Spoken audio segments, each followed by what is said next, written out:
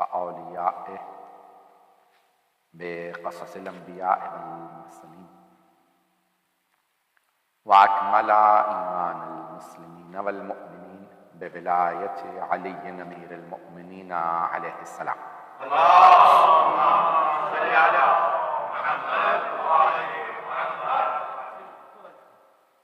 والصلاة والسلام والتحية والإكرام على أفضل الموجودات، العبد المؤيد والرسول المسدد المصطفى الأمجد المحمود الأحمد، أعني أبا القاسم محمد. اللهم صل على محمد وآل محمد. وعلى روحه ونفسه وصهره ووسيه سيد الأتقياء والأصفياء مولى الموالي إمام المتقين علي بن أبي طالب.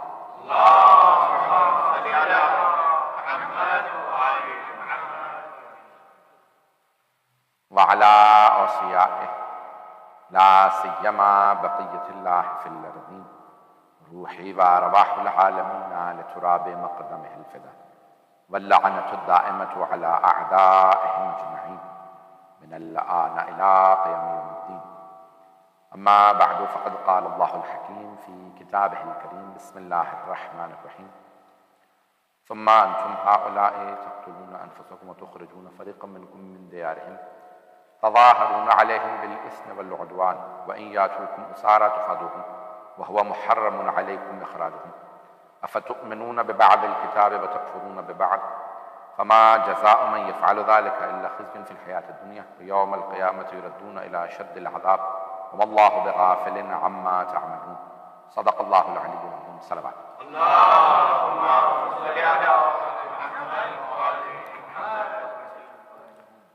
سورہ فاتحہ کی درخواست ہے بانی مجلس، حاضرین مجلس کے تمام مرحومین کے لیے، تمام شہداء کے لیے، اور خصوصاً آغا دوست علی قزلباش، حیدر علی قزلباش، مرزا فیملی کے مرحومین، چودھری فیملی کے مرحومین، تسنیم اختر، زینب بی بی، طاہر بٹ، نرگس حسین، علی مرزا ابن قیصر مرزا، تمام مرحومین مومنین کے لیے فاتحہ۔ بسم اللہ الرحمن الرحیم۔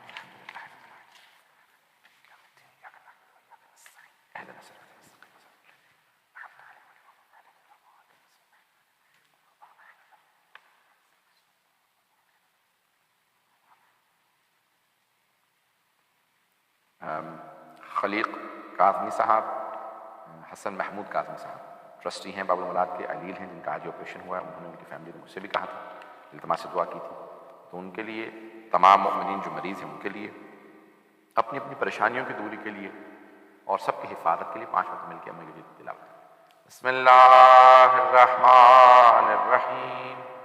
امن یجیب المضطر اذا دعاہ ویکشف السوء، امن یجیب المضطر اذا دعاہ ویکشف السوء، امن یجیب المضطر اذا دعاہ ویکشف السوء، امن یجیب المضطر اذا دعاہ ویکشف السوء، امن یجیب المضطر اذا دعاہ ویکشف السوء۔ اللہم صلی اللہ علیہ وسلم۔ پروردگارہ، تمام مریضوں کو شفا کاملہ عاجلہ عنایت فرما، خصوصاً خلیق کاظمی صاحب سخت علیل ہیں اور ان کا بہت بڑا میجر آپریشن ہوا، پروردگار کو شفا کاملہ عاجلہ عنایت فرما۔ ہم کربلا و شام تاریخ کے آئینے میں اس عنوان سے آپ کی خدمت میں یہ عشرہ مجالس پیش کر رہے ہیں۔ آج سلسلے کی 8ویں مجلس ہے، 2 مجالس عشرے کی باقی۔ تو میں نے کل عرض کیا تھا کہ میں نے پری اسلامک یا انبیاء علیہ السلام کی عراق کی تاریخ کو پیش کیا۔ شام کا تو میں اس سے نہیں پیش کر سکا ہوں، شام کا میں نے بہرحال پیش کیا، لیکن خود شام میں بھی یہ جو واقعہ ہے سورہ یاسین کا، یہ شام اور بلکہ اب ترکی میں وہ حصہ چلا گیا، تو جو واقعہ ہے وہ پورا انبیاء علیہ السلام کا جانا اور ایک مرد مؤمن کا۔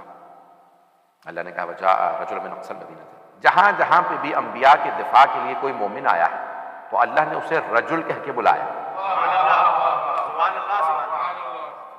رجل یعنی مرد۔ تو اللہ نے جب بھی خطاب کیا ہے تو انطاکیہ جو بہرحال یعنی عیسائیوں کا، کرسچنس کا مقدس شہر ہے، آج بھی ہے۔ تو جب فرانس چھوڑ کے جا رہا تھا شام کو، تو وہ حصہ وہ ادھر ترکی کو دے کے چلے گئے، تاکہ پھر یہ مسلمان جو ہیں فرانس سے بدلے کے عوض کہیں اس عیسائی مقدس شہر کو، ان کا سیکنڈ ہولیا سٹی کہلاتا ہے یروشلم، کیونکہ جناب مریم جناب عیسیٰ کی وجہ سے، بیت الحم اور یہ انطاکیہ، یہ بڑے ان کے لیے محترم شہر۔ تو اللہ نے لفظ رجل استعمال کیا، جبکہ دو الفاظ آپ کو قرآن کریم میں بھی ملیں گے، احادیث میں بھی ملیں گے، ایک رجل، دوسرا فتح۔ فتح جس کی جمع ہے فتیہ، لا فتح الا علی انہم فتیہ، وہ سب کے سب جوان تھے۔ اللہ جو ہے جب جہاں ایمان جوان ہو، تو اصحاب کہف کے لیے سب نے لکھا کہ بزرگ تھے، بوڑھے تھے، لیکن اللہ نے کہا انہم فتیہ، فتیہ جمع ہے فتح کی، کوئی جوان نہیں سوائے علی کے۔ اصحاب کہف کو بھی اللہ کہہ رہے ہیں وہ جوان تھے، تو کئی مرتبہ جسم بوڑھا ہو جاتا لیکن ایمان جوان ہوتا۔ تو اب اصحاب کہف کو بھی فتیہ کہا اللہ نے، اور کربلا کے اندر بھی جناب حبیب جیسے بزرگ آ رہے ہیں، اور جناب بڑے بڑے ہستیاں جن کو فتیہ کہا گیا۔ تو اب لفظ دوسرا رجل استعمال کیا قرآن کریم نے، رجل مرد کو کہا جاتا ہے، توجہ ہے نا۔ تو اب یہ لفظ رجل استعمال ہوا قرآن کریم کے اندر کہ جو حبیب نجار، حضرت حبیب نجار، اکثر علماء نے لکھا کہ نجار تھے، بڑے ہی تھے، کارپینٹر تھے، بعض میں اور بھی لکھا ہے کہ کسی اور پیشے میں تھے، لیکن نام ان کا حبیب تھا کہ رسول خدا نے خود فرمایا کہ الصدیقون ثلاثہ، صدیق تین ہیں، مؤمن آل فرعون حضرت حزقیل جنہوں نے جناب موسیٰ کی صداقت کی گواہی دی کہ یہ سچے ہیں، تو اللہ نے کہا یہ صدیق ہے، حضرت حزقیل۔ دوسرے حضرت حبیب نجار جو انبیاء کی تصدیق کے لیے آئے کہ بھئی یہ جو انبیاء کہہ رہے ہیں یا قوم، یعنی وما لی الا عبد الذی فطرنی، بہرحال آیات زیادہ ہیں، یہ وقت نہیں، تو ان کے لیے بھی اللہ نے کہا کہ شام میں جب وہ آئے تو اللہ نے کہا کہ، اور جناب سرور کائنات نے کہا یہ صدیق ہیں، انبیاء کی تصدیق کی ہے۔ اور حبیب خدا فرماتے ہیں کہ اور تیسرے صدیق وہو الصدیق الاکبر علی بن ابی طالب، تیسرے صدیق علی ہیں جو صدیق اکبر ہے، جو سب سے بڑے صدیق ہیں۔ اور جناب امیر نے خود فرمایا کہ انا الصدیق الاکبر، میں صدیق اکبر ہوں، وانا الفاروق الاعظم، اور میں فاروق اعظم۔ بھئی جو صادق نبی کی تصدیق کرے وہ صدیق، لیکن شرط یہ ہے کہ ایمان میں اتنے کمال پہ ہو۔ بھئی جب حضرت موسیٰ اور جناب عیسیٰ کے زمانے کے انبیاء کی تصدیق کرنے کے لیے صدیق چاہیے، تو سب سے بڑے نبی کی جو تصدیق کرنے آئے وہ سب سے بڑا صدیق، پتہ نہیں لوگ ہیں یا نہیں، سب سے بڑے صدیق کی، جس نے توحید کی اور نبوت کی تصدیق کرنی ہے، اس کی پہلی شرط یہ ہونی چاہیے کہ کبھی اس نے بتوں کو سجدہ نہ کیا ہو، اور اگر کوئی خود ہی کہہ چکا ہو کہ میں سابقہ مشرک ہوں تو اسے صدیق نہ ماننا۔ اور جناب امیر فرما گیا کہ وَأَنَا الْفَارُوقُ الْأَعْظَمُ، میں فاروق اعظم ہوں۔ فاروق جانتے ہیں نا کسے کہا جاتا ہے؟ فاروق جو حق و باطل میں تمیز کرے، جو حق اور باطل میں تمیز کرے سے کہتے ہیں فاروق، حق اور باطل میں تمیز کرے، اور فاروق اعظم یعنی جو سب سے بڑا حق و باطل میں تمیز کرنے والا ہو۔ تو میں اس پہ زیادہ بحث نہیں کروں گا، بھئی آپ خود ہی دیکھ لیجئے کس کی تلوار کے دو منہ ہیں،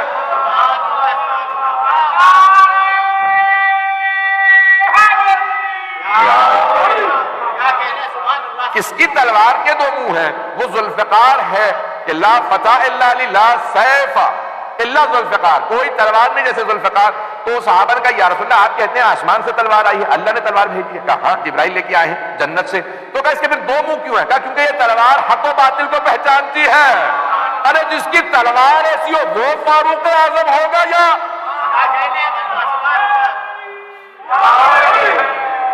بات بہت ہے جانے کی بات۔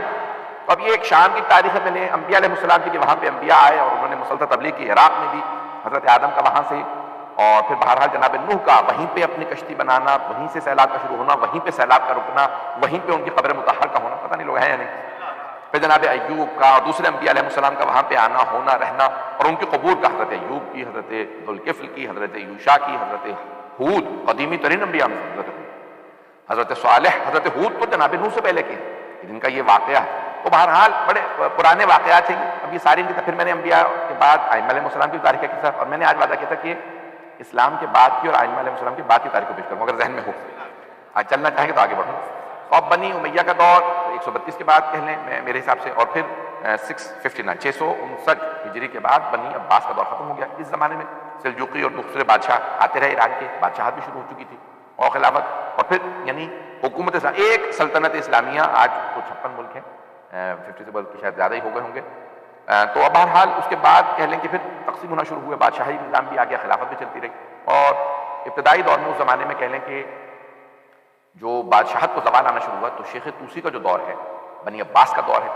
اور اس زمانے میں یعنی شیخ مفید یہ ہمارا حوزہ جو تھا نجف میں، یعنی کہہ لیں اوریجنلی بہرحال مدینہ وغیرہ، یعنی آپ کہہ لیں کہ جب ائمہ علیہ السلام کا جو دور غیبت صغریٰ، چلیں میں وہیں سے شروع جلیلی پیش کروں گا. میں اب آگے بڑھنا چاہ رہا ہوں، تھوڑا سا اگر وقت لوں گا تو چلیں گے.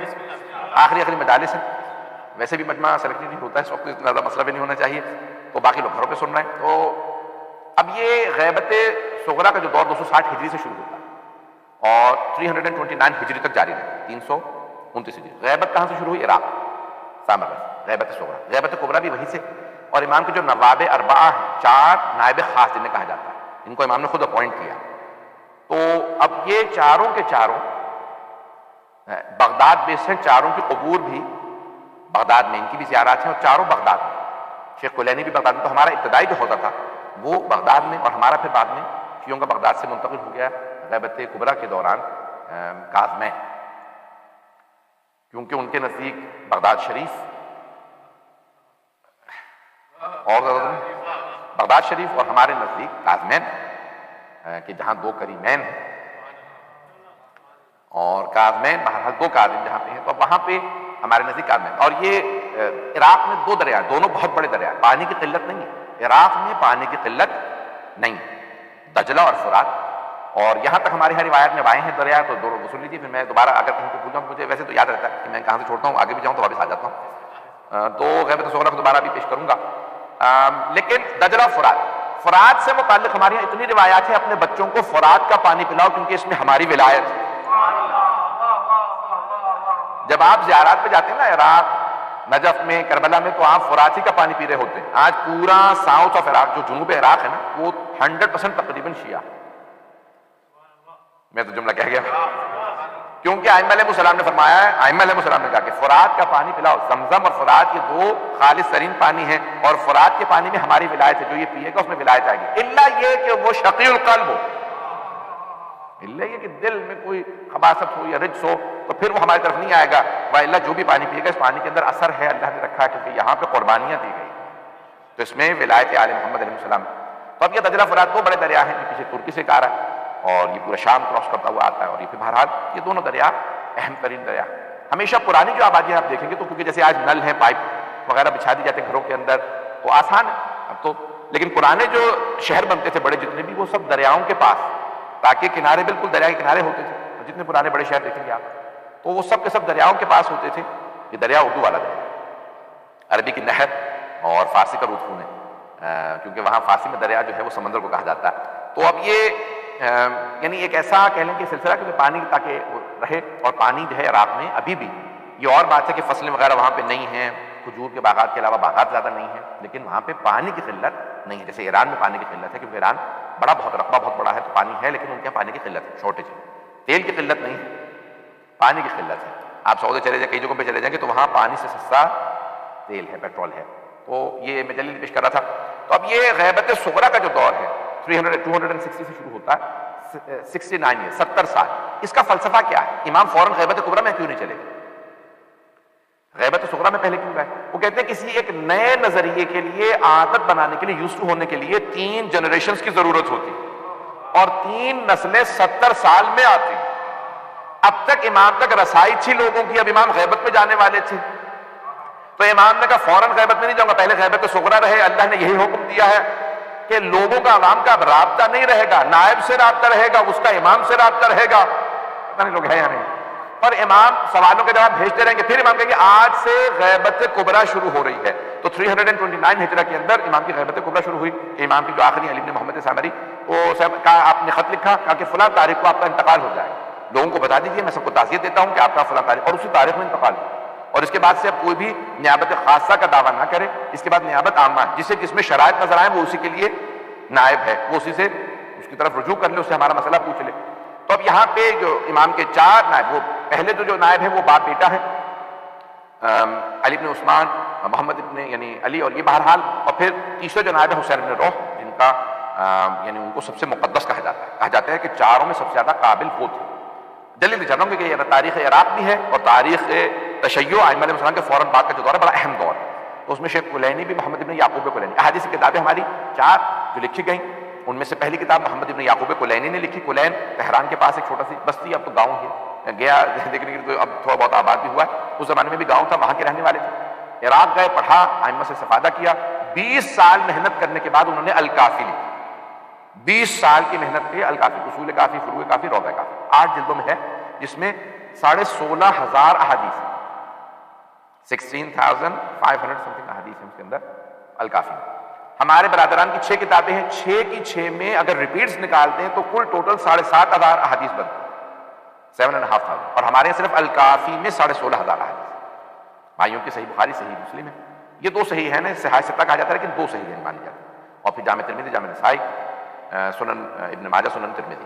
اور اس کے علاوہ 2 اور ہیں، ان 6 کے علاوہ اگر 8 کہی جائے تو مسند احمد بن حنبل اور موطا مالک. وہ صحاح ستہ میں نہیں آتی لیکن یہ کل ملا کے 6 اور 8، 2 اہم، پھر 6 اور پھر 8، یہ ان کی مانی جاتی ہیں. ہمارے ہاں 4 ہیں کتب اربع الکافی، وہ بھی عراق میں لکھی ہے نا. توجہ.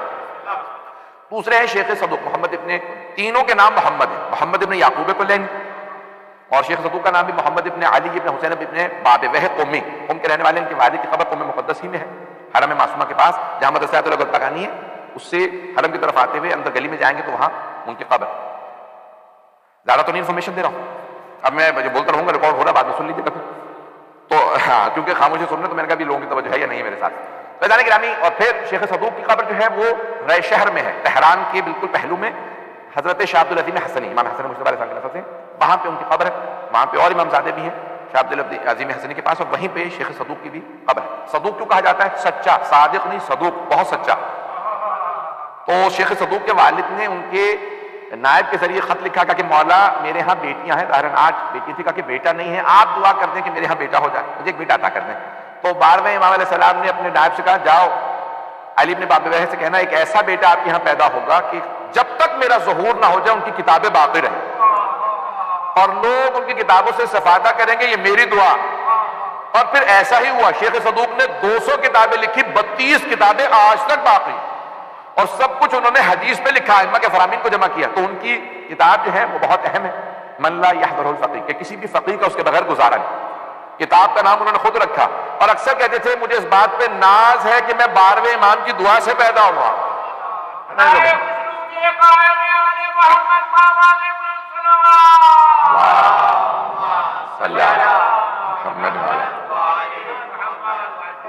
توجہ ہے ذہن کی رات.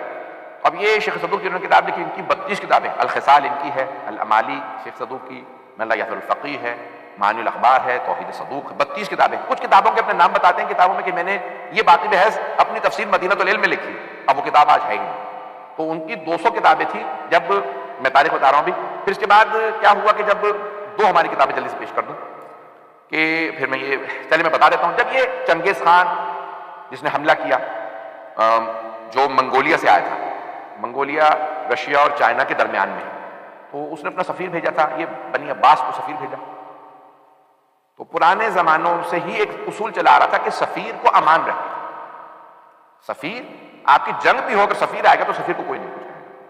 نہ جانے مسلمانوں کو کس سفیر کو مارنے کی سزا ملی. وہ سفیر حسین کو لوگوں نے مارا تھا، تو پھر ایسی ان کو سزا، ایسی بری عادت پڑی کہ ہم سفیروں کو مار دیتے. سفیر حسین تھے، امام حسین السلام نے سفیر بھیجا تھا. تو اب کیا کیا، وہ سفیر منگولیا کے چنگیز خان کا سفیر آیا، تو مغل اس نے عباسی بادشاہ نے اس کا سر قلم کر دیا اور صندوق میں رکھ کے اس کا سر واپس بھیجا.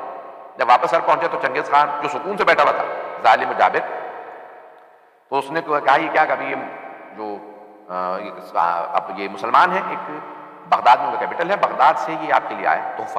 وہ کھولا تو اس میں سر تھا. کہیں کس کا سر ہے؟ انہوں نے دیکھا، انہوں نے کہا بھی آپ کے سفیر کا. تو اس نے کہا میں اس کا بدلہ لوں، فوج تیار کرو. وہ پوری فوج لشکر لے کے چلا اور اس نے مسلمانوں کی حکومتوں کی اینٹ سینٹ بجا دی. خارزم اور یہ تاشقند، یہ ساری مسلم اسٹیٹس ساری اس نے تاراج کر دی اور بغداد تک آئی. اور پھر اس نے آنے کے بعد سب کے سر قلم کی. اب بہرحال تو دوسری کتاب، اور اس نے پھر آنے کے بعد اس کے کتابوں کو آگے، ہلاکو خان اس کا پوتا تھا، اسی کا پوتا تھا، ہلاکو کہتے ہیں عربی میں، اب ہمارے یہاں اردو میں ہلاکو خان کہتے ہیں بہرحال. تو اب ہلاکو خان، گینجز خان انگلش میں کہا جاتا ہے چنگیز خان کو. چلیں گے نا؟ تو یہ بہت بڑا ایک اضافہ ہے تاریخ میں مسلمانوں کی جو کبھی دھبا دھل ہی نہیں سکتا کہ چنگیز خان آیا، اس نے تاراج کر دی سارے کے سارے حکومت کو، اور اس کے بعد پھر اس کا پوتا جو تھا ہلاکو خان وہ مسلمان ہوا۔ اور شیخ طوسی اس زمانے میں یہ جو کتابیں لکھی گئی ہماری، تو شیخ طوسی نے 2 کتابیں لکھی ہماری کتب اربعہ، ایک ہے تہذیب الاحکام اور ایک ہے الاستبصار۔ ہماری اہم ترین کتابوں میں سے علم رجال کی بھی 2 کتابیں شیخ طوسی کی، الفہرست اور رجال طوسی۔ تفسیر التبیان ان کی ہے، ابتدائی دور کی تمام اہم ترین کتابوں میں۔ حدیث کی 2 کتابیں ان کی ہیں۔ اگر ہماری 7 یا 8 اہم ترین کتابیں ہوں تو اس میں سے 5 شیخ طوسی، خبر آ رہے ہیں حضرات، محمد ابن محمد الطوسی، ان کا بھی نام محمد تھا، تو ہمارے 3 پہلے محمد گزرے ہیں اور 3 بعد کے محمد۔ پہلے 3 محمد نے 4 کتابیں لکھی ہیں، بعد والے 3 محمد ہیں محمد باقر مجلسی۔ پہلے 3 کی میں نے آپ کو 4 کتابیں گنوا دی کیونکہ شیخ طوسی نے 2 کتابیں لکھی۔ محمد باقر مجلسی نے بحار الانوار، محمد ابن فیض کاشانی نے الوافی، اور محمد ابن حر عاملی نے، محمد ابن حسن ابن حر عاملی نے کتاب لکھی وسائل الشیعہ۔ یہ پھر بعد والے 3 محمد، انہوں نے بھی 3 حدیث کی اہم کتابیں لکھی ہیں۔ وہ لبنان کے تھے حر عاملی، یہ اصفہان کے محمد باقر مجلسی، اور وہ کاشان کے فیض کاشانی۔ تو انہوں نے سب نے بڑی بڑی اہم کتابیں لکھی ہیں۔ یہ ہمارے یہاں احادیث کے مجامع جو ہیں بہت بڑے بڑے مجموعے موجود ہیں۔ باقی تمام مسلمانوں میں اجتہاد ختم ہو گیا کیونکہ ان کے احادیث ہی نہیں کہ اجتہاد ہو۔ ہمارے ہاں آج تک اجتہاد باقی ہے کیونکہ فقہاء نے اتنی احادیث کو اہمیت دی کہ جمع کر دیا۔ اجتہاد ہمارے یہاں حدیث کے مقابلے میں نہیں ہوتا، حدیث کو سمجھنے کے لیے ہوتا۔ قرآن اور حدیث کو نص کہا جاتا ہے۔ قرآن اللہ کا کلام ہے، حدیث معصوم کا، معصوم کے کلام کے مقابلے میں اگر اجتہاد کیا جائے تو وہ باطل ہے، گناہ ہے۔ النص والاجتہاد، مرحوم سید شرف الدین موسوی عاملی لبنان کے بہت بڑے عالم دین تھے، انہوں نے 7 کتابیں یا 8 کتابیں مناظرے پہ لکھی۔ اکثر ہمارے جو لوگ قوم مقدس میں پڑھنے آتے تھے وہ ان کی کتابیں پڑھ کے شیعہ ہوئے تھے، تو ان کی ایک کتاب ہے النص والاجتہاد، نص کے مقابلے میں جو اجتہاد کیا جائے وہ باطل ہے، گناہان کبیرہ میں ہے، نہیں ہے لوگ۔ نص کے مقابلے میں اجتہاد ہو یعنی قرآن اور حدیث کے مقابلے میں جو اجتہاد ہو، یہ جو کہا جاتا ہے اجتہاد فاختہ، اس نے اجتہاد کیا تھا خطا کر دی، یہ خطا اجتہادیاں اسلام میں جائز نہیں ہے کہ معصوم کے مقابلے میں آؤ اور اجتہاد کرا کے اسے پاس کر کے اسے کلین شیٹ دے دی جائے۔ یہ مرزا غالب نے بھی کہا کہ یہ اجتہاد عجب ہے کہ ایک دشمن دی، یہ اجتہاد عجب ہے کہ ایک دشمن دی علی سے جنگ کرے اور خطا کہو اس کو۔ میں نے نہیں کہا، مرزا غالب نے کہا۔ البتہ مرزا غالب بھی جو ہے وہ کنورٹڈ شیعہ تھے، پیدائشی شیعہ نہیں۔ اسد اللہ خان غالب کنورٹڈ شیعہ تھے، بعد میں شیعہ ہوئے تھے، حتیٰ یہاں تک کہ ان کی اب جتنے بھی لوگوں نے تاریخ لکھی ہے وہ کہتے ہیں کب کیوں اور کیسے شیعہ ہوئے کسی کو نہیں معلوم، اور ہمارے علماء نے لکھا کہ نہیں ہمیں پتہ ہے جب وہ اب میں ممبر کے مطابق مناسب نہیں ہے، کہیں جاتے تھے تو راستے میں کتاب خانہ تھا، پڑھنے پڑھانے کا بہت شوق تھا، تو ان سے کہنے لگے بھائی یہ کتابیں کس لیے ہیں؟ وہ شیعہ تھے، لائبریری میں کتابیں پڑھنے کے لیے اور کس لیے؟ کہ میں آ سکتا ہوں، پڑھیں جتنا مرضی پڑھیں۔ پڑھتے پڑھتے شیعہ ہو، اور پھر تمام چیزیں پڑھتے رہے، اور پھر انہوں نے فلسفہ بھی پڑھا، کلام بھی پڑھا، وہیں سے ان کے آپ سلام بھی دیکھ لیجئے گا، اور پھر آپ کو بے انتہا ان کی زندگی کے اندر تبدیلی بھی نظر آئے گی جب آخر عمر کے اندر انہوں نے پڑھنا شروع کیا۔ تو بہرحال اب تفصیل میں نہیں جا سکتا، یہ بھی چلیے تو ہندوستان کی تاریخ ہو گئی۔ تو اب یہ عزیزان گرامی وہاں پہ مرزا غالب کے 2 مثالیں کہتے، اگر اس طرح بھی پیش کر دیتا ہوں کہ یہ اجتہاد عجب ہے کہ ایک دشمن دی علی سے جنگ کرے اور خطا کہیں اس کو، یزید کو تو نہ تھا اجتہاد کا پایا۔ بھئی آج پاکستان میں کہا جاتا ہے کہ علامہ اقبال یا مرزا غالب ان سے بڑا کوئی شاعر نہیں، تو پھر مرزا غالب کہہ گئے یزید کو تو نہ تھا اجتہاد کا پایا۔ بھئی اس کا پھر برا نہ بنا لیجیے گا اگر اس کو برا کہے کوئی، میں اپنے انداز سے ترجمہ کر کے پیش کر رہا۔ تو اب یہ پوری تاریخ ہے کہ بہرحال اشعار کو بعض کا جو ہے پوری طرح سے پیش کرنا مشکل ہو جاتا ہے، اور ہمارے لیے جو ہے وہ کیمرہ بہت بڑی آزمائش ہے۔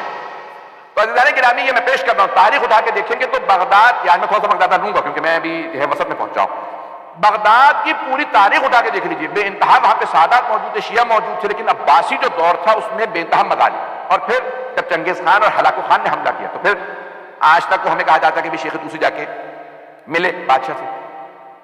علامہ حلی کہتے ہیں کہ جناب امیر پریڈکٹ کر گئے، مولا کی احادیث میں جو پیشن گوئیاں ہیں ان میں سے بتا دیا تھا کہ حد جن کے کاندھے چوڑے ہوں گے، آنکھیں ایسی ہوں گی اور چہرے پہ زیادہ بال نہیں ہوں گے، جب وہ حملہ کریں بغداد پہ تو ان کے مقابلے میں نہ آئے، مولا کا فرمان۔ علامہ حلی کہتے ہیں کہ کمال ہے شیخ طوسی کا کہ انہوں نے دیکھنے کے بعد فوراً کا وہ جو مولا کہہ گئے تھے انہی سے متعلق ہے، پتہ نہیں لوگ ہیں یا نہیں؟ بھائی حدیث تو ہر آدمی پڑھتا ہے، تطبیق کرنا بڑا مشکل ہو جاتا ہے۔ امپلیمنٹیشن آف حدیث جو ہے نا وہ بہت مشکل کام ہے کہ یہ وہی دور ہے جو مولا نے کہا تھا یا نہیں ہے۔ میں پہنچا پا رہا ہوں؟ تو اب شیخ طوسی نے کہا وہ مولا کہہ گئے تھے کہ ایک گروہ باہر سے آئے گا، منگول سے یا ایشیا کی طرف سے، یہ نے کہا کہ بہت دور سے آئے گا اور آنے کے بعد حملہ کرے گا، اس راستے سے آئے گا، بغداد پہ جب حملہ کرے ان کے مقابلے میں نہ آنا، جو ان کے مقابلے میں آئے گا وہ اس کو مار دے گا۔ یہ چنگیز خان سے متعلق ہے۔ تو شیخ طوسی نے فوراً آنے کے بعد کہا بھی بات سنو، ہم رکاوٹ نہیں بنے، بس اتنی اجازت دے دو تمہارے لوگوں نے یہ جو بغداد کے اندر کتابوں کی کتابیں ساری دریا میں ڈال دی دجلہ میں، کہ دجلہ کا پانی سیاہ ہو گیا کیونکہ سیاہی سے لکھی جاتی تھی۔ تو کہا ہماری کتابیں بھی اس میں بہت برباد ہو رہی ہیں، ہم رکاوٹ نہیں بنیں گے، تم حکومت چھیننا چاہتے ہو لے، ہمیں صرف ہماری جو کتابیں ہیں لے جانے دو، میں یہاں سے چلا جاؤں گا۔ کہا کہاں جاؤ گے؟ کہا نجف۔ عزیزان گرامی، جہاں پہ اسٹیٹ کیپٹلز ہوتے ہیں اس سے ایکیڈیمک کیپٹلز کو الگ رکھنا چاہیے۔ یہ نظریہ دیا شیخ طوسی نے، آکسفورڈ، کیمبرج، جرمنی، فرانس سب نے بعد میں فالو کیا ہے۔ پتہ نہیں لوگ ہیں یا نہیں ہیں؟ پوری تاریخ پیش کر رہا ہوں آپ کے سامنے۔ سب سے پہلے کہا کہ جہاں اسٹیٹ کیپٹل ہو، جہاں دارالخلافہ ہو، دارالحکومت ہو سیاسی، اس سے الگ رکھو ایکیڈیمک کیپٹل کو۔ کہا کیوں؟ کہا جب بھی سیاست میں تبدیلی آئے گی، حملے ہوں گے دارالخلافہ پہ ہوں گے اور علمی میدان میں نقصان ہوگا، اس لیے ہم نے الگ کر دیا۔ کہا پھر آپ کا اصول کیا ہے، پرنسپل کیا ہے؟ کہ نجف کیوں کہا؟ کیونکہ وہ باب فقیرۃ العلم ہے۔ ساری لائبریری اٹھا کے لے آئے نجف اشرف، اور آج بھی جائیں گے تو باب طوسی سے جب حرم میں باہر نکلیں گے، جو اب آپ حضرت حود و صالح کی قبر کے لیے وادی سلام کی طرف جاتے ہیں، وہ باب طوسی ہے، تو الٹے ہاتھ پہ آپ کو گرین رنگ کا ڈوم نظر آئے گا، وہیں اندر شیخ طوسی کی قبر ہے، وہی لائبریری بنائی تھی انہوں نے، وہی جامع طوسی ہے، اور وہیں پہ ان کا گھر تھا جو انہوں نے آباد کیا۔ کہا کہ اب یہاں پہ حوض ہے، جس نے پڑھنا ہوگا شیعہ علوم کو وہ نجف آئے۔ آج 1000 سال سے زیادہ اس کی تاریخ ہو چکی ہے جب شیخ طوسی نے حوضہ علمیہ نجف اشرف کی بنیاد رکھی۔ یہ عراق کی تاریخ میں سے ہمارا ایک بہت بڑا ورثہ۔ عزیزان گرامی، شیعہ جو ہے تاریخ پورا حوضے کی، وہ نجف اشرف بہت بڑی ہماری تاریخ ہے، 1000 سال چلتے رہیں گے۔ اب یہ پھر نواب اربعہ کا جو دور تھا وہ دور بڑا اہم دور ہے، اور اس میں طویل ترین جو دور ہے وہ دوسرے نائب کا، اور اس کے بعد پھر 305 یا 306 ہجری سے اور 325 ہجری تک، 26 ہجری تک، 5 سے 26، 305 سے 326 ہجری، 21 سال شیخ حسین ابن روح کا دور، اور پھر آخری دور سب سے مختصر دور۔ ایک صرف جملہ شیخ حسین ابن روح سے ہم جب عریضے لکھتے ہیں تو انہی کا نام لکھتے ہیں، کسی بھی نائب کا نام لکھ سکتے ہیں آپ چاروں میں سے، ان چاروں میں سے۔ حدیث میں یہی ہے کہ آپ ان چاروں میں سے لکھیں گے۔ بہرحال یہ اس میں علامہ مجلسی نے بہار میں لکھا ہے عریضہ، تو بہرحال اب میں اس کے تفصیل کو حسین ابن روح کا نام آتا ہے کہ یہ امام تک پہنچنے کا باب ہے۔ تو کہا چاروں میں سب سے مقدس یہ تھی۔ ان کے زمانے میں ایک اور بھی بہت بڑے عالم تھے، تو ان سے کسی نے جا کے کہا کہ بھائی آپ زیادہ قابل ہیں، یہ امام نے حسین ابن روح کو کیوں بنایا؟ قابل وہ بھی ہیں، بہت قابل ہیں، بہت پڑھے لکھے، لیکن لوگ کہتے ہیں کہ آپ زیادہ پڑھے لکھے، تو امام نے پھر انہیں اپنا نائب کیوں بنایا؟ کہا ان میں اور مجھ میں ایک فرق ہے۔ کہا مجھ سے اگر آ کے کوئی پوچھے نا کہ امام زمانہ کے ہونے پہ دلیل کیا ہے، تو میں ایک نہیں 10 دلیلیں، شاید 100 دوں، یہ دلیل، یہ دلیل، یہ دلیل کہ امام زمانہ آج موجود ہے، قرآن سے، حدیث سے، عقل سے دلیلیں دوں۔ لیکن اگر کوئی پھر بھی نہ مانے تو میں کہوں گا آؤ میرے ساتھ چلو، میں دکھاتا ہوں، دیکھ کے تو مان لو گے، پتہ نہیں لوگ ہیں یا نہیں ہے۔ جب تم کہتے ہو کہ ہے دلیل کیا، تو تم نہیں دیکھ رہے، میں دیکھ رہا ہوں، میں کہوں گا یہ موجود ہے، دیکھ لو امام زمانہ۔ تو کہا لیکن اگر امام زمانہ شیخ حسین ابن روح کی ابا میں چھپے ہوئے ہوں، انہوں نے اپنی ابا اڑا رکھی ہو اور ان کے پورے جسم کو قینچی سے کاٹ کاٹ کے ٹکڑے ٹکڑے کر کے پھینک دیا جائے، پھر بھی وہ نہیں بتائیں گے امام زمانہ کہاں۔ پتہ نہیں لوگ ہیں یا نہیں۔ کہا وہ اتنے صابر اور امام کے اتنے عاشق ہیں کہ وہ اپنی پورے بدن کے ٹکڑے ٹکڑے کروا لیں گے، کسی کو بتائیں گے نہیں۔ اب سمجھ میں آیا نیابت کی شرائط کیا ہے؟ پتہ نہیں لوگ ہیں یا نہیں۔ چلتا رہوں میں، توجہ ہے سارے مجمع کی، موضوع سن رہے ہیں نا حضرات؟ رضانی گرامی، اب یہ تاریخ اگر آپ اٹھا کے دیکھیں، پھر اس کے بعد بہت تیزی سے آگے بڑھ رہا ہوں، شیخ طوسی کا دور۔ بہرحال نواب اربعہ کے بعد شیخ صدوق، ان کے استاد شیخ ابن قولوہ جو حرم میں حضرت امام موسیٰ کاظم علیہ السلام میں تھے، شیخ مفید بہت بڑا نام ہے، حتیٰ یہاں تک کہ ابتدائی دور کے تمام علماء میں کہتے ہیں کہ سب سے زیادہ اہم جو علماء ہیں وہ 3 علماء، شیخ مفید، سید مرتضیٰ اور شیخ طوسی، سب سے اہم ترین۔ شیخ مفید جن کا واقعہ آپ کے ذہنوں میں ہے کہ جنہوں نے خواب میں جناب سیدہ کو دیکھا کہ بھئی میرے دونوں بیٹوں کو پڑھاؤ، وہ سید مرتضیٰ، سید رضی۔ سید مرتضیٰ، سید رضی کی بھی قبریں کاظمین میں ہیں، حرم کے باہر، دونوں کی اپنے اپنے وہاں پہ مختصر یعنی کہ زری بنی، اور شیخ مفید حرم امام موسیٰ کاظم۔ امام موسیٰ کاظم کے حرم کے دو طرف دو بڑے بڑے علماء ہیں، شیخ مفید ایک طرف اور دوسری طرف خواجہ نصیر الدین طوسی۔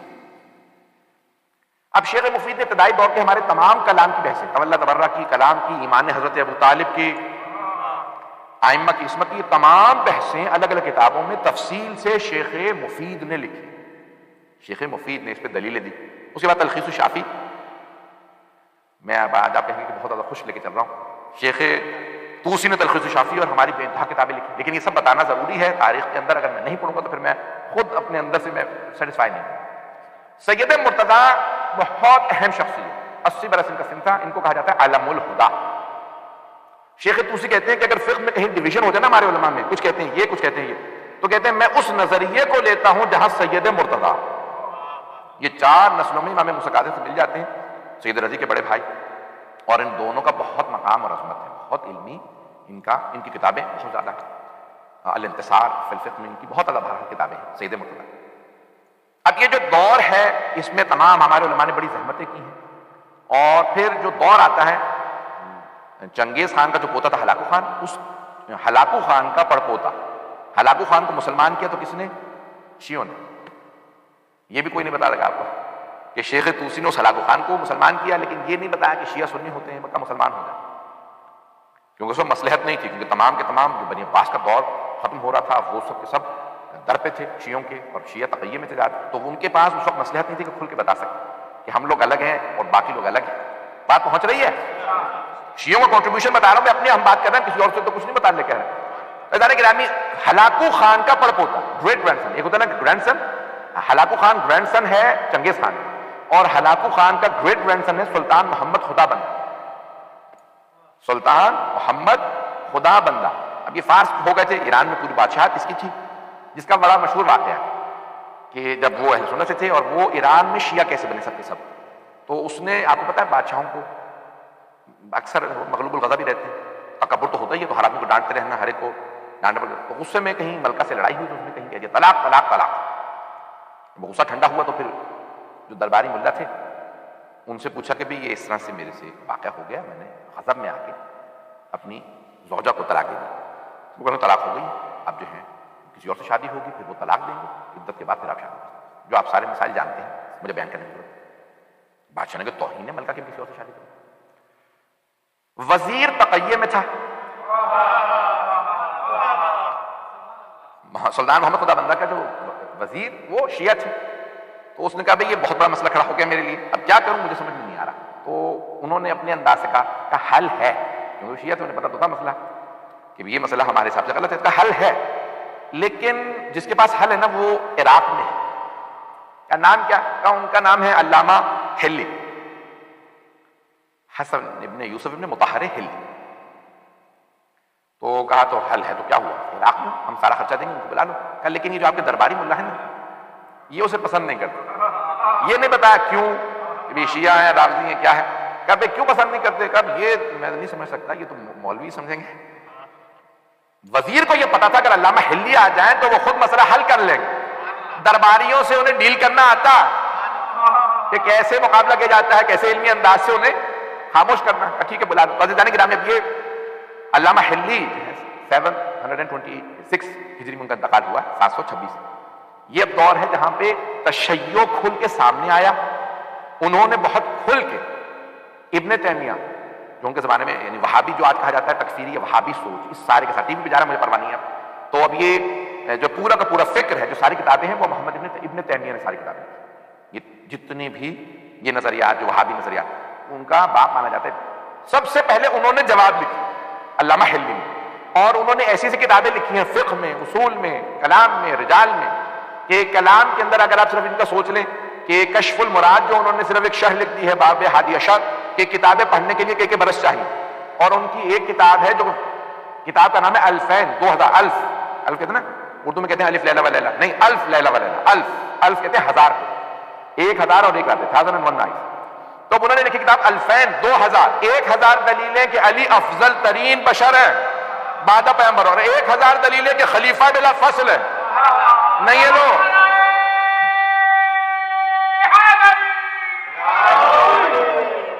غور فرما رہے ہیں جانے کی رب۔ تو انہوں نے کتاب 2000، کتاب کا نام ہی ہے 2000، 1000 دلیلیں کہ مولا افضل ہیں اور 1000 کے خلیفہ پہ کہنا بڑا آسان ہے. میں بڑے بڑے علماء سے کہوں نا 100 دلیلیں لکھو، 100، 1000 نہیں 100، تو بہت سے نہیں لکھ پائیں گے. آج کل یہ عالم ہو گیا اور لوگ ہر جگہ آدمی ٹی وی پہ جا کے بیٹھ جاتا ہے تشیع کا جو ہے نمائندگی کرنے کے لیے. یہ پاکستان سے متعلق کہہ رہا تھا، چلیں چلا گیا.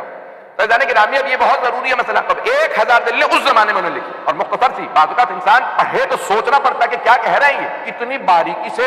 اب ایک مرتبہ دعوت دی گئی تو اب یہ دور ہے علامہ حلی کا. وہ آئے اور آنے کے بعد دیکھا تو اب وزیر نے کہا بھی میں نے تو اہتمام کیا تھا آپ کے لیے. آئے تو دیکھا کہیں نہ کرسی بیٹھنے کے لیے نہ کچھ اہتمام.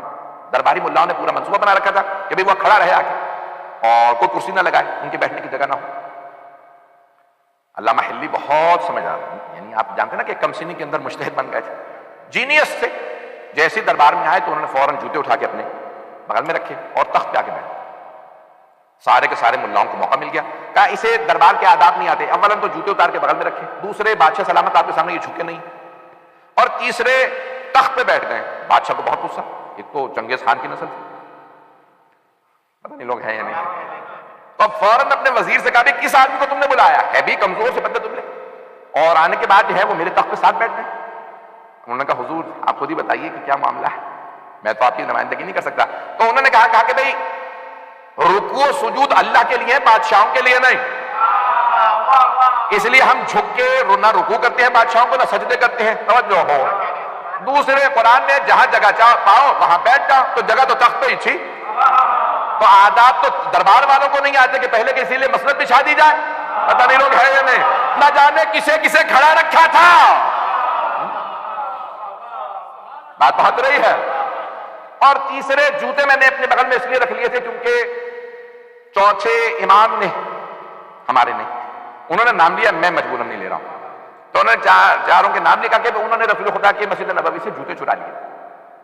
تو انہوں نے کہا امام احمد بن حنبل تو تھے ہی نہیں رسول خدا کے زمانے میں، وہ تو 175 سال بعد آئے. یہ آپ نے اتنی بڑی تہمت لگا دی ان پہ. وہ کہنے کہ نہیں مجھ سے غلطی ہو گئی، وہ ان سے پہلے امام شافعی رہے ہوں. انہوں نے کہا وہ 135 سال بعد آئے ہیں، وہ بھی رسول خدا کے زمانے میں نہیں تھے. پھر مجھ سے دھوکہ ہو رہا ہے، وہ امام مالک رہے ہوں گے جنہوں نے چوری کی ہو. تو امام مالک چور رہے ہوں گے. انہوں نے کہا نہیں وہ 95 برس بعد آئے ہیں. تو انہوں نے کہا پھر امام ابو حنیفہ چور ہوں گے. کہا نہیں وہ 75 برس بعد پیغمبر کے پیدا ہوئے. تو انہوں نے اپنے جوتے نکالے رکھے پہنے. کہا ان چاروں نے خود ہی بتا دیا کہ 75 95 135 175 سال بعد پیغمبر کیا. میں جس امام کا ماننے والا ہوں وہ مکے میں بھی ساتھ تھے، مدینے میں بھی ساتھ تھے، سفر میں بھی ساتھ تھے، حضر میں بھی ساتھ تھے، وہ جنگ میں بھی ساتھ تھے، صلح میں بھی ساتھ تھے، گھر میں بھی ساتھ تھے، مسجد میں بھی ساتھ تھے، فرش میں بھی ساتھ تھے.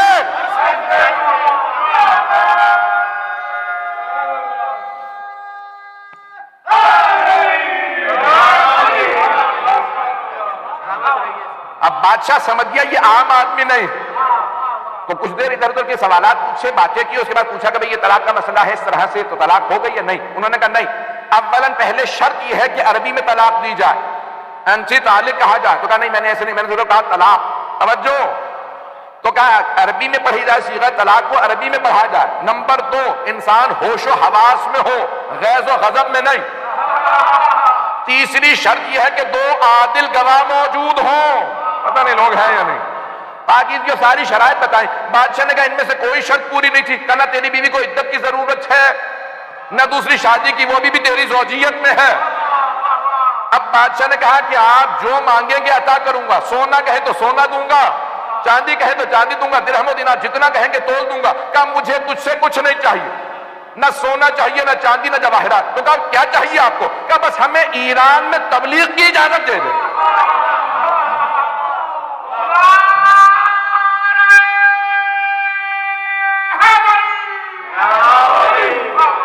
چلتے رہیں گے میرے ساتھ. کہا ہمیں ایران میں تبلیغ کی اجازت دے دے. کہا کہ ٹھیک ہے جہاں چاہیں تبلیغ کیجیے. باقی سب نے کہا نہیں تم نہیں جانتے، یہ دھوکہ دے رہا، یہ رافضی ہے. اب بادشاہ کو معلوم نہیں لگا رافضی کیا ہوتے ہیں.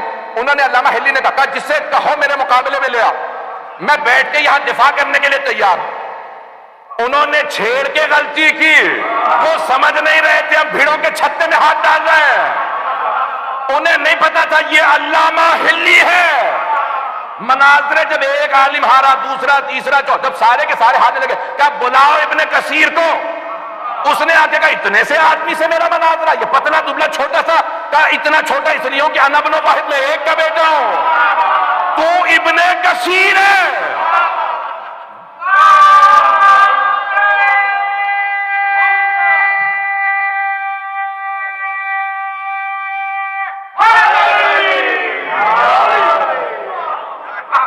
انہوں نے مناظر شروع کی. علامہ حلی نے پورے کے پورے ایران کے اندر اتنا تشیع پھیلنے لگا. عزیزان گرامی، بادشاہ نے اعلان کر دیا کہ میں اعلان کرتا ہوں آج سے میں شیعہ ہوں. توجہ ہو. اب آپ جانتے ہیں نا جو بادشاہوں سے محبت کرنے والے تھے، نہ انہوں نے دلیل سنی نہ پرکھی. کا اتنا بڑا ظالم بادشاہ ایک ہی لہجے کے اندر اس نے شیعہ کر لیا، اس کا مطلب ہے یہ حق ہوگا. سارے کے سارے بادشاہ کے ساتھ ساتھ شیعہ ہونے لگے، اور کئی لوگ تقیہ میں چلے گئے جو آج تک کہتے ہیں ہمارے یہاں تقیہ حرام ہے. ان کی نسلیں پھر شیعہ رہ گئیں. جانے گرامی، اب یہ علامہ حلی نے بہت زیادہ. پھر ایک مرتبہ بادشاہ نے کہا اب میں شیعہ بھی ہو گیا، میرے دربار میں آپ رہی کہ سارے درباری ملا نکال دوں گا. کہا نہیں، میں نے ایک دربار لیا، وہ ہے نجف کا. میں نے علی کا دربار لیا، اب میں کسی اور کے دربار پہ نہیں رکنے والا. تو کہا پھر کہ میں واپس جا رہا ہوں. کہا لیکن میں جب شیعہ ہو گیا تو کون مجھے نظام بتائے گا، اور یہ سارا کا سارا نظام کس طرح سے بنایا جائے گا، یہ محل میں چاہتا ہوں. تو کہا کہ میرے پاس ایک آدمی ہے کہ جس کی قابلیت میں دو رائے نہیں، وہ تمام علوم و فنون کے اندر ماہر ہے. کچھ عرصے کے لیے آپ کے پاس آ جائیں. میرے شاگرد بھی ہیں، استاد بھی. فقہ علامہ نے ان کو سکھایا تھا، فلسفہ انہوں نے علامہ کو پڑھایا تھا. کہا وہ کون ہے؟ ان کا نام ہے خواجہ نصیر الدین طوسی. ہیں آپ کے ایران کے، لیکن عرب میں رہے ہیں تو عربی فارسی دونوں پہ مسلط ہیں. توجہ ہو. اب سے کئی برس پہلے کی بات ہے، میں شکاگو میں اشرف پڑھنے گیا تھا، تو میں ایک بہت بڑے عالم ہیں، ویسے تو اصالتاً کشمیر کے، سید محمد حسین جلالی، سید محمد رضا جلالی، سارے بھائی ہیں. جلالی ہیں رضوی کشمیری کے، جلالی ان کا یعنی کشمیر سے گئے ہیں لیکن ان کے باپ دادا وہیں رک گئے تھے. تو پھر یہ اب عرب سمجھ جاتے ہیں، اردو ہندی وغیرہ نہیں آتی، براہ نامی آتی دو چار جملے، کیونکہ اب اتنی نسلوں سے نجف میں پیدا ہوئے پلے بڑے، تو اب عربی فارسی. تو میں ان سے ملنے گیا، میں ان کا بہت بڑا نام ان کو آغا حکیم کے زمانے میں بھیجا تھا کہ ہماری جو مینوسکرپٹس ہیں ان کی تحقیق کے لیے، کہ بھی امریکہ میں بہت زیادہ گئے، برطانیہ لائے تھے. تو سب سے بڑی جو کتاب ایران میں چھپی ہے مینوسکرپٹ کے اوپر، وہ انہی کی سید محمد حسین جلالی. میں ان سے باہر ملنے گیا تو کہنے لگے بھائی کب آئے، کیا یہ وہ بات. تو جو صاحب کے گئے تھے کہنے لگے آپ کا اشرا یہ بڑا مقبول ہو گیا. میں کہا کیوں؟ کہنے لگے بھائی یہ کسی کو لفٹ نہیں کراتے، ملتے نہیں ہیں، صرف لکھتے رہتے ہیں، پڑھتے رہتے ہیں، کسی سے نہیں ملتے. تو کہنے لگے آپ کو انہوں نے 1.5 گھنٹہ دیا یہ. تو انہوں نے مجھ سے کہا، کہنے لگے اگر جا سکو تو شکاگو سائنس میوزیم ضرور جانا. میں نے کہا کیوں، وہاں پہ کیا بھی اس وقت اشرا چل رہا ہے میرا، وہ ہے نہیں. کہنے لگے اس کی بیسمنٹ میں ایگزیبیشن لگا ہوا ہے، inventions of a Muslim scientist Nasir al Din Tusi. Inventions, ایک نہیں، ایجادات. میں نے آپ پہلے کہا تھا میں ٹائم دوں گا. یہ ایسی صوفی بسم اللہ کہی نا آپ نے یقین مانے.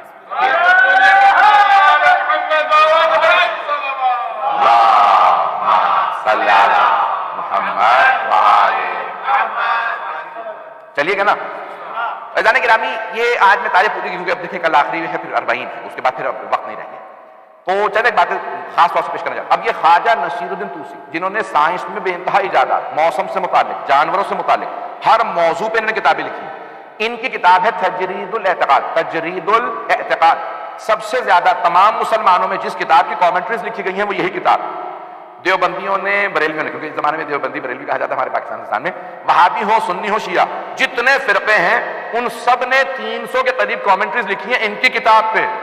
اور وہ کہتے ہیں کہ کسی نے عقیدے پہ کچھ بھی لکھنا ہو انہی کی کتاب کو بیس بنا کے لکھو. پتہ نہیں لوگ ہیں یا نہیں.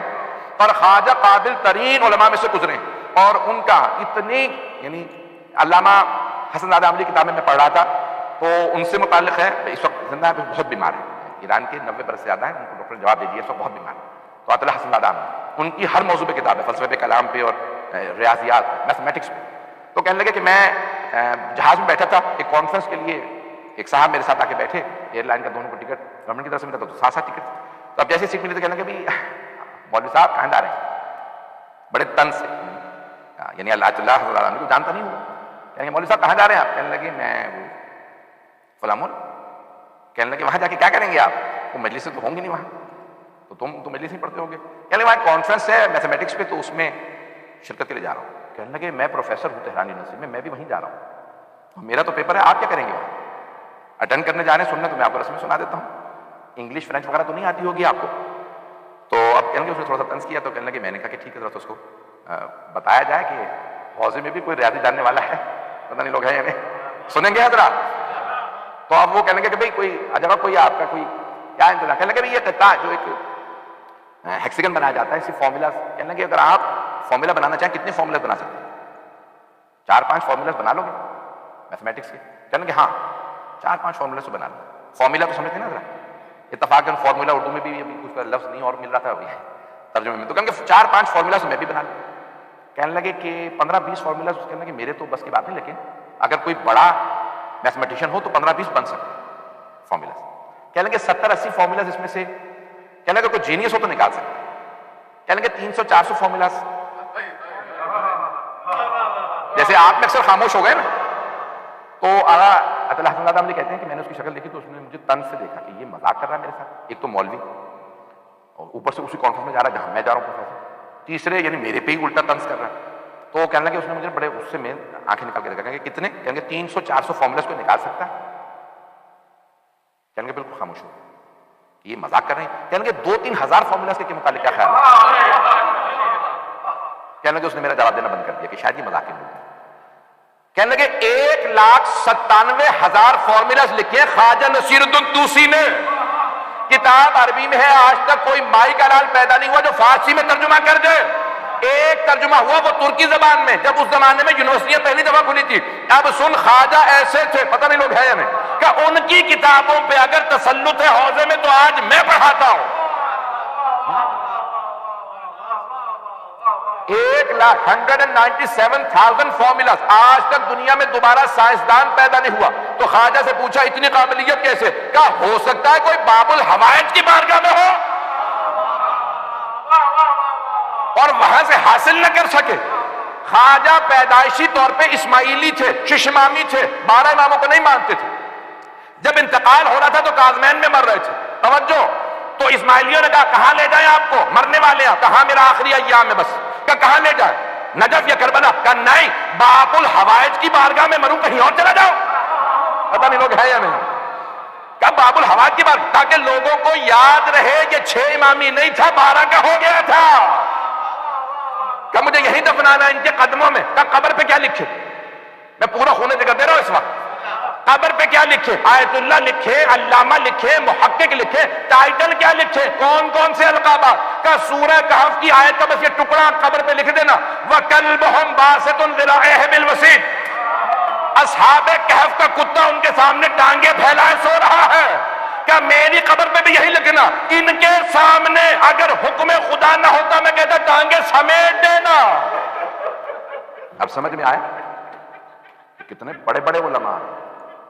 یہ وہ دور ہے کہ جہاں تشیع پھیلا. ان علماء کی زحمتوں سے لوگ شیعہ ہوئے. یہ علامہ حلی نے, خواجہ نصیر انہوں نے پورا علاقہ شیعہ کر دیا, یہ پورا ایران.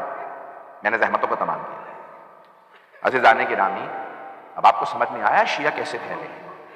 یہ ائمہ کے بعد کی تاریخ ہے. آپ کو شام کی تاریخ اٹھا کے دیکھیں, علماء نے بڑی بڑی زحمتیں کی. آج آپ نے سن لیا نا, علماء درباروں میں گئے, اور سننا اگر چاہیں گے انبیاء بھی درباروں میں گئے. حضرت ابراہیم علیہ السلام نمرود کے دربار میں گئے, لیکن جانتے ہیں کیسے گئے؟ ہاتھ بندھے ہوئے نہیں تھے. کچھ لوگ تو پہنچ گئے. حضرت موسیٰ علیہ السلام بھی فرعون کے دربار میں گئے. دیکھیں گے میری طرف, جانتے کیسے گئے جناب موسیٰ؟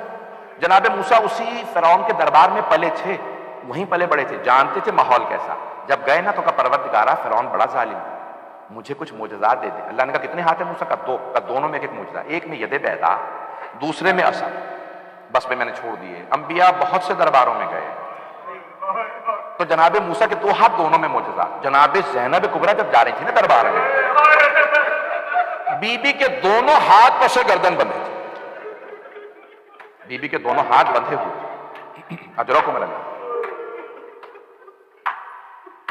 بس بھئی عجیب و غریب حالت ہے نا. شام کی ورودی کے چند جملے صرف پڑھوں گا, تھوڑے سے جناب ام البنین کے مسائل پڑھنا چاہتا تھا آج, لیکن جناب زینب کے 2 جملے سنیں.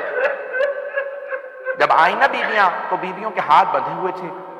جناب موسیٰ سے جب اللہ نے کہا نا موسیٰ جاؤ جا کے فرعون کو تبلیغ کرو, اذهب الى فرعون انه طغى, اسے تبلیغ کرو, تو طغیانگر ہو گیا, باغی خدائی کا دعویٰ کرتا ہے. تو جناب موسیٰ نے کہا پروردگارا میرے بھائی ہارون کو میرے ساتھ بھیج دے, اشدد بہ ازری, میری کمر مضبوط ہو جائے گی. جناب موسیٰ کے بھائی تھے ہارون، اللہ نے کہا ہارون کو ساتھ لے جاؤ، جناب زینب کے بھائی عباس ہیں، جناب زینب نے نہیں کہا پروردگارا عباس کو میرے ساتھ بھیج، میں یزید کے دربار میں جا رہی ہوں۔ کوئی مطالبہ نہیں، کوئی تقاضا نہیں، جناب زینب پہ دربار میں جانا واجب نہیں تھا، قیدی بنا کے لے جایا جا رہا تھا۔ اگر کہہ دیتی نا کہ نہیں جاؤں گی تو خدا کی قسم کوئی نہیں لے جا سکتا، قیامت آ جاتی، سب کچھ تہس نہس ہو جاتا، دربار پلٹ جاتا اگر بی بی کہتی نہیں جا رہی۔ ارے ناقہ صالح کا بچہ بد دعا کرے تو اللہ عذاب بھیج دے، ارے علی کی بیٹی، زہرا کی بیٹی، اگر کہہ دیتی پروردگارہ نہیں جاؤں، میں یہ سارے مصائب نہیں برداشت کر سکتی، اللہ ایک مرتبہ شام کے تخت کو پلٹ دیتا۔ لیکن جناب زینب نے کہا پروردگارہ تیرے دین کی خاطر، تیرے نبی کی خاطر، تیرے حسین کی خاطر میں قیدی بنی، میں جا رہی ہوں ان کو بچانے کے لیے، بس بھائی پیش کر رہا ہوں۔ اجرکم اللہ، میرا آپ سے وعدہ ہے آج کوئی آنکھ ایسی نہیں ہوگی جس میں آنسو نہ آئے، دربار کی ورودی پیش کر رہا ہوں۔ آپ جانتے ہیں نا مولا سجاد نے کہا سب سے سخت وقت ہمیں شام میں آیا، جہاں بازار میں لوگ پتھر مار رہے تھے، بالا خانوں پہ خواتین گرم پانی پھینک رہی تھی، اور اس مقام پہ جب دربار میں بیوی آئی نا، اب میں تھوڑا سا روک کے پیش کروں، یزید کی بیوی کا نام تھا ہند، وہ اہل بیت کی چاہنے والی تھی، ماننے والی تھی۔ اب یہ وقت نہیں رہا، مصائب شروع ہو چکے ہیں، میں کیسے بتاؤں کہ معاویہ کس طرح سے اپنے بیٹے یزید سے بیاہ کے لے گیا ہند کو مدینے سے۔ ہند بچپنے میں بیمار تھی بہت زیادہ، باپ نے منت مانی، آیا مولا علی نے کہا یہ پانی سر پہ ڈال دینا شفا مل جائے گی۔ اس یہودی نے کہا کیوں؟ کہا کیونکہ میرے بیٹے حسین نے پانی کو مس کر دیا ہے۔ جب ہند کو شفا ملی نا، اس نے پوچھا بابا یہ پانی کیسا پانی تھا؟ کہا بیٹی مدینے میں کوئی حسین رہتے ہیں۔ کہا بابا مجھے ایک مرتبہ حسین کی زیارت کرا دیجیے۔ ہند مدینے آئی، جیسے مولا حسین کو دیکھا رونے لگی، کہا میں آپ پہ ایمان لے آئی، میں آپ پہ ایمان لے آئی، میں مؤمنہ، میں آپ کو ولی مانتی ہوں، حجت مانتی ہوں۔ مولا نے کہا مجھے مانتی ہے؟ کہا ہاں۔ کہا جا میری بہنوں کے پاس چلے گا، وہ جو سکھائیں سیکھ لو۔ ایک مرتبہ ہند جناب زینب کے پاس آئی، کہا بی بی مجھے کچھ سکھائیے۔ جناب زینب نے ہند کو دیکھا، کہا مجھ سے سیکھنا چاہتی ہے تو پردہ سیکھ لو۔ ہند نے کہا ٹھیک ہے بی بی آج سے پردہ کروں گا، پردہ سیکھ لیا۔ بس بھئی اب خلاصہ کر رہا ہوں، جب ایک مرتبہ ہند سے کسی نے کہا ہند تیرے شوہر کو باغیوں پہ فتح ہوئی ہے، باغیوں کی بہنوں بیٹیوں کو دربار میں لایا جائے گا۔ ہند نے ایک مرتبہ کہا باغیوں کی بہنوں کو میں بھی دیکھنا چاہتی ہوں، لیکن یہ دربار ایسا نہیں ہے کہ میں بغیر برقعے کے جا سکوں، مجھے برقع سلوا دو، نقاب باریک رکھنا تاکہ میں دیکھ سکوں باغیوں کی بہنیں ہیں کیسی۔ اس نے برقع سلوایا، بس بھی پہلی سفر آئی، بیویاں پہنچ گئیں، ہند کا برقع نقاب باریک تھا، ہند زمین پہ کھڑی نہیں ہو، اگر دیکھ سکے نہیں دیکھیں، نہیں تو آنکھیں بند کر لیے میرے ساتھ چلیے گا۔ ہند تخت پہ کھڑی ہو گئی کہ میں باغیوں کی بہنوں کو دیکھنا چاہتی ہوں۔ جہاں ہند کھڑی تھی وہ دوسرا دروازہ، بیویاں اس دروازے سے داخل ہوئی، دور سے جناب زینب نے دیکھا ہند کھڑی ہے۔ جیسے ہی جناب زینب نے دیکھا تو جناب زینب نے جناب ام کلثوم سے کہا ام کلثوم پہچانا سامنے کون؟ میں اپنے الفاظ میں پیش کروں جناب ام کلثوم نے کیا کہا ہوگا۔ جناب ام کلثوم نے کہا بی بی میرے جملے سن کے روئیے۔ جناب ام کلثوم نے جناب زینب سے کہا بی بی جب سے عباس کی شہادت ہوئی ہے میری دور کی بینائی کمزور ہو گئی ہے، مجھے دور کی اشیاء نظر نہیں آتی ہیں۔ جناب زینب نے کہا ام کلثوم غور سے دیکھو سامنے ہند کھڑی ہے۔ تو جناب ام کلثوم نے کہا بی بی کون سے ہند؟ وہ ہند جسے ہم نے پردہ سکھایا تھا۔ کہا ہاں وہی ہند جسے ہم نے پردہ سکھایا تھا۔ اب جناب ام کلثوم رونے لگی، کہا بی بی جسے ہم نے پردہ سکھایا تھا وہ تو پردے میں ہے، لیکن جنہوں نے پردہ سکھایا تھا ان کے پاس پردے نہیں ہیں۔ اجرکم اللہ، اجرکم اللہ، بس بھئی سانس لے لیجیے میں بھی پڑھوں گا۔ آپ جانتے ہیں نا جب انسان مصائب سے گزر رہا ہو، پریشانی سے گزر رہا ہو، وہ یہ نہیں چاہتا کوئی جاننے والا مل جائے، اسے کیسے سمجھائیں کہ ہم پہ کیا گزری ہے؟ تو اب بیویوں نے سر جھکا لیے. اگر دیکھ سکے تو میری طرف دیکھیے گا، جیسے بیویاں سر جھکا کے گزر رہی تھی نا تاکہ ہند کا سامنا نہ ہو، جیسے ہی ہند کے تخت کے سامنے سے جناب زینب گزری، ہند نے روک کے سوال کیا، من ای بلاد انتم، آپ لوگ کون سے شہر کے رہنے والے ہیں؟ ریاض القدس میں ہے، سورنامہ محمد میں ہے.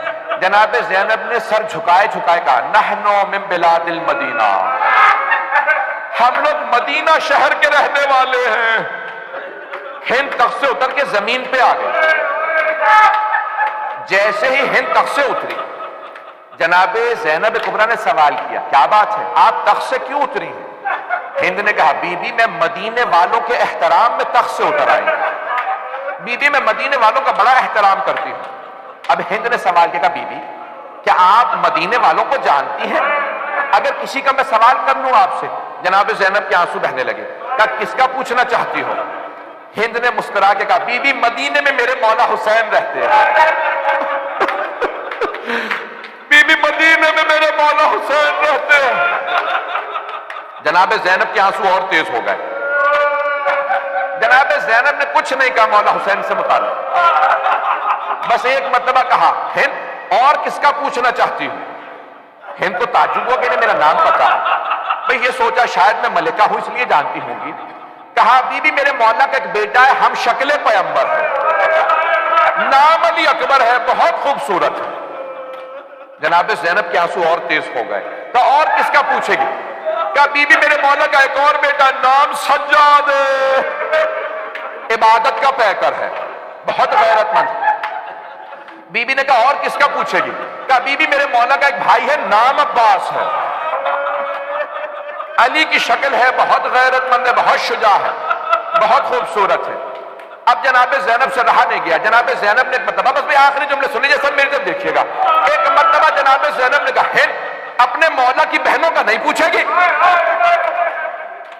ہند نے ایک مرتبہ سر اٹھا کے کہا، کیا خبردار بی بی میرے مولا کی بہنوں کے نام نہ لینا، یہ شرابی کا دربار ہے، وہ علی کی بیٹیاں. ایک مرتبہ ہند نے دوبارہ کہا، بی بی خبردار، وہ نبی کی نواسیاں ہیں، ان کی ماں کا جنازہ رات میں اٹھا تھا، بی بی اس دربار میں میرے مولا کی بہنوں کے نام نہ لینا. ایک مرتبہ جناب زینب نے سر اٹھا، کہ ہند غور سے دیکھ، میں زینب ہوں. ہند یہ میرے ساتھ ام کلثوم، وہ رباب، وہ سکینہ، وہ رقیہ. ایک مرتبہ ہند نے سوال کیا، بی بی اتنا سب کچھ ہو گیا، عباس کہاں تھا؟ جناب زینب نے کہا، ہند سامنے دیکھ، وہ جو یزید کے سامنے سر رکھے نا، پہلا سر حسین کا، دوسرا علی اکبر کا، عباس کا، وہ جو قیدی بیٹھا ہے وہ سجاد ہے، وہ چھوٹا بچہ محمد باقر ہے. ایک مرتبہ ہند نے سر سے برقع اتارا، زمین پہ پھینکا، دوڑتی ہوئی مجمع عام میں آ گئی، کہنے لگی، ہو یزید یہ تو نے کیا کیا؟ یہ نبی کی نواسیاں، یہ علی کی بیٹیاں. خدا کی قسم روایت کے الفاظ ہیں، یزید اپنے تخت سے کھڑا ہوا، اپنی ابا کو اتارا، ہند کے سر پہ ابا کو رکھا. کہا، ہند دیکھتی نہیں نامحرموں کا مجمع ہے، تو بغیر چادر کے نامحرموں میں آ گئی. ہند نے یزید کی آواز زمین پہ پھینکی. کہو، یزید جنہوں نے ہمیں پردے سکھائے، تو ان بیویوں کو مجمع عام میں لے آیا.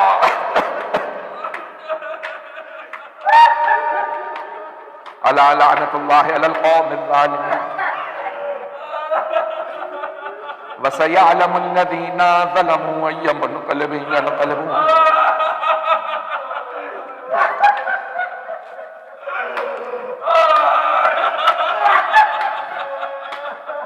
پروردگارا، چادر جناب زینب کا واسطہ امام زمانہ کے ظہور میں تعجیل فرما، دشمنان اہل بیت کو نیست و نابود فرما، داعش و طالبان کو آل سعود کو غارت فرما، مؤمنین کی حفاظت فرما. پروردگارا، تجھے واسطہ اپنے تو کے جلال کا، کرونا وائرس کا خاتمہ فرما. جتنے مؤمنین و مومنات مریض ہیں سب کو شفائے کاملہ عاجلہ عنایت فرما. خلیل قاظمی صاحب کو صحت کاملہ عنایت فرما. پروردگارا، ہمارے مقامات مقدسہ کی حفاظت فرما. پروردگارا، جو ہاتھ بلند ہے کسی کو رد نہ فرما. جنت البقیع تعمیر ہوتا دیکھنا نصیب فرما۔ میں اب کوئی واسطہ نہیں دوں گا، لیکن 40 آنے والا ہے، ساری دنیا سے لوگ 40 پہ جا رہے ہیں، ہر سال جاتے ہیں، اس سال پابندی ہے، پروردگارہ یہ ختم فرما، ہماری زیارات مجلس دوبارہ آزاد فرما۔ پروردگارہ اگر ہمارے گناہ ہیں تو گناہوں کو معاف فرما دے، اگر آزمائش ہے تو ہمیں آزمائش میں کامیاب فرما۔ بس ایک آخری دعا ہے، پروردگارہ یہ جتنے عزادار یہاں موجود ہیں، پروردگارہ پڑھنے والے ذاکرین خدمت گزاران، اس امام بارگاہ کی خدمت گزاران، پروردگارہ سب کی توفیقات میں اضافہ فرما۔ بس بھئی ہم جو مجلس پڑھتے ہیں نا ہمیں کوئی روکتا نہیں ہے، ہم مجلس سے پڑھ لیتے ہیں، مرثیے نوحے پڑھ لیتے ہیں، نہ ہمیں کوئی تعزیانہ مارتا ہے، نہ ہمیں کوئی مجلس پڑھنے سے روکتا ہے۔ ہائے وہ بیویاں جب مصائب پڑھتی تھی، پروردگارہ جانتے کیسے مصائب پڑھتی تھی؟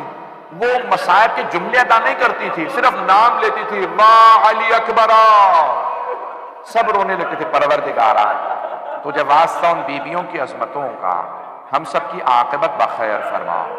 ربنا تقبل منا انك انت السميع العليم بحق محمد وآله الطيبين